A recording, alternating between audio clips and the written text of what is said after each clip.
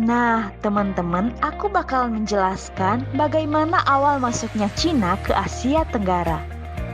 Pada abad ke-19, para pedagang Tionghoa mulai mendominasi pedagang di beberapa negara di Asia Tenggara seperti Filipina, Indonesia, Myanmar, dan juga Vietnam.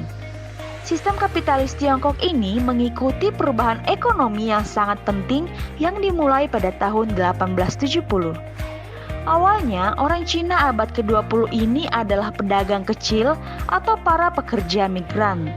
Namun di abad 1970, kondisi mereka membaik dan juga status mereka secara bertahap berubah menjadi rata-rata atau kelas menengah dalam masyarakat yang juga terjadi di negara lain seperti Muktai, Malaysia, Singapura, Filipina, bahkan Indonesia.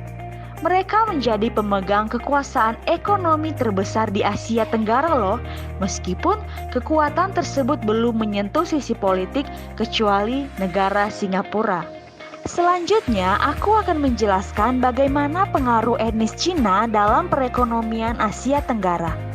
Menurut teori angsa terbang dari Jepang, negara-negara maju ini memberikan bantuan dan bimbingan kepada negara-negara kurang berkembang di Asia Tenggara agar bisa setara dengan negara-negara maju loh.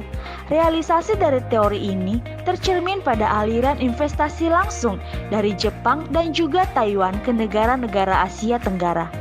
Investasi Jepang di Asia Tenggara terbagi menjadi dua gelombang, yakni periode 1975 sampai 1985 dan juga periode 1985 hingga 1990.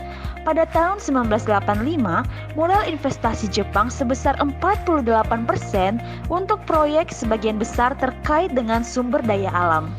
Investasi Jepang di negara-negara ASEAN mengalami peningkatan sejak tahun 1986. Perekonomian industri Vietnam dan Filipina berkembang pesat melalui penanaman modal asing dari Taiwan. Nah, hal ini menunjukkan betapa pentingnya peran Tiongkok dalam perekonomian Asia Tenggara.